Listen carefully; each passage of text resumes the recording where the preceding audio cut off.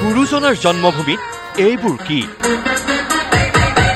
সত্ৰৰ ভূমিত অপসংস্কৃতি, অশ্লীলতাৰ পয়োভৰ।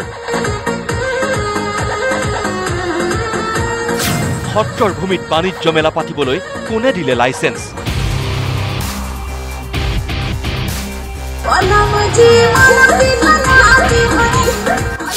কলৈ গ'ল আৰক্ষী, কলৈ গ'ল সত্ৰ পৰিচালনা সমিতি? ব্যক্তি হিচাপে বৰ লাজ পাইছোঁ, দুখ পাইছোঁ। দগাঁও শ্ৰী শ্ৰী বৰ এলেঙি সত্ৰৰ একে নিচেই কাষতে সত্ৰৰ মাটিতে বুলিয়ে ক'ব লাগিব বাণিজ্য মেলাৰ নামত যি অশ্লীল নৃত্য গীতৰ সমাহাৰ ঘটিছে, ইয়ে প্ৰত্যেকজন সচেতন ব্যক্তিকে তাৰমানে হতচকিত কৰিছে আৰু ই সঁচাকৈয়ে সমাজখনৰ বাবে এটা তাৰমানে বেয়া বাৰ্তা প্ৰেৰণ কৰিছে। আপুনি মই চাব নোৱাৰা এই দৃশ্যটো জগতগুৰু শ্ৰীমন্ত শংকৰদেৱৰ জন্মভূমি বটদ্ৰৱা থানৰ পাৰ্শ্বৱৰ্তী বৰ এলেঙি সত্ৰৰ পবিত্ৰ ভূমিৰ সত্ৰভূমিত আয়োজন কৰিছে বাণিজ্য মেলা।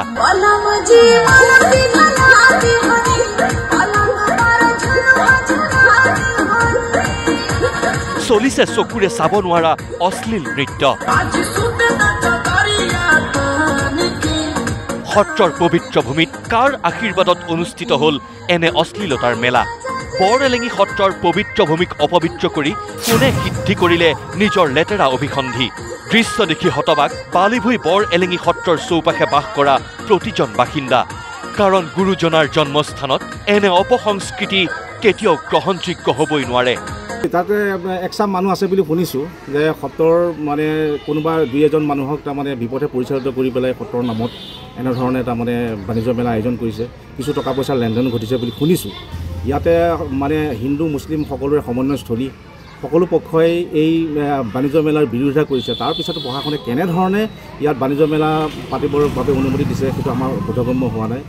1997 চনত গুৱাহাটী উচ্চ ন্যায়ালয়ে এটা ৰায়যোগে কৈছিলে যে সত্ৰৰ 5 কিলোমিটাৰ ব্যাসাৰ্ধৰ ভিতৰত এনেধৰণৰ কোনো মানে পাতিব নোৱাৰিব, অনুষ্ঠান পাতিব নোৱাৰিব। তাৰপিছতো আয়োজক সমিতিয়ে কেনেধৰণে সেই অনুষ্ঠানভাগ আয়োজন কৰিছে, বাণিজ্য মেলা আয়োজন কৰিছে, বাণিজ্য মেলাৰ নামত অশ্লীল নৃত্য গীতৰ সমাহাৰ ঘটাইছে, এইটো আমি সচেতন ব্যক্তি হিচাপে আমাৰ বোধগম্য হোৱা নাই। প্ৰশাসনক অনুৰোধ জনাইছোঁ যাতে এই বাণিজ্য মেলাৰ নামত যি অশ্লীল নৃত্য গীতৰ সমাহাৰ ঘটিছে অনতিপলমে বন্ধ কৰে। বৃহত্তৰ বটদ্ৰৱাৰ পাৰ্শ্বৱৰ্তী দগাঁও বাণিজ্য মেলাত এনেবোৰ উদ্ভণ্ডালি কৰিবলৈ কেনেকৈ মৰসাজ কৰিলে উদ্যোক্তাসকলে? সত্ৰৰ ভূমিত অশ্লীলতাৰ পোহাৰ মেলিবলৈ কোনে দিছিল অনুজ্ঞাপত্ৰ? উত্তৰ বিচাৰি নগাঁও জিলা আয়ুক্তক অভিযোগ দাখিল সচেতন মহলৰ।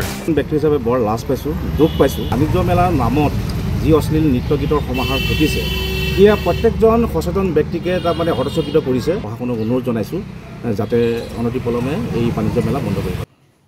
যিহেতুকে সত্ৰৰ মাটিত এই বস্তুটো চলিছে, এইটো বন্ধ কৰিব লাগে আৰু সত্ৰৰ সত্ৰাধিকাৰ বা পৰিচালনা সমিতিৰ সভাপতি সম্পাদককে ধৰি একাংশ সচেতন ব্যক্তিয়ে জিলা প্ৰশাসনৰ লগত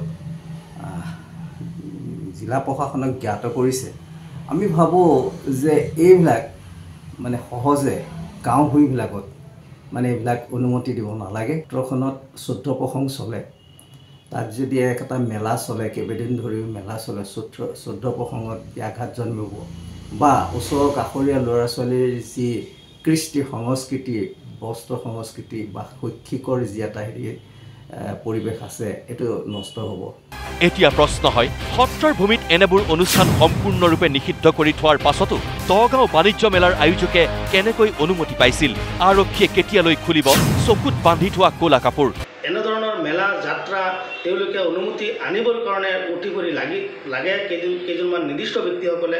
গতিকে আমি নগাঁও জিলা আৰক্ষী প্ৰশাসনক আমি আহ্বান জনাইছোঁ, সমাজৰ স্বাৰ্থকৰ কাৰণে, ৰাইজৰ স্বাৰ্থকৰ কাৰণে, বিশেষকৈ সংখ্যালঘু অধ্যুষিত অঞ্চলত এনেধৰণৰ মেলা বা যাত্ৰা বা কোনো ধৰণৰ অবৈধ অনুষ্ঠান অনুমতি নিদিবলৈ আমি আহ্বান জনাইছোঁ। গুৰুজনাক অপমান কৰা সকলৰ শাস্তি কি হ'ব? বটদ্ৰৱাৰ আকাশে বতাহে এতিয়া প্ৰতিক্ৰিয়া আৰু প্ৰতিক্ৰিয়া।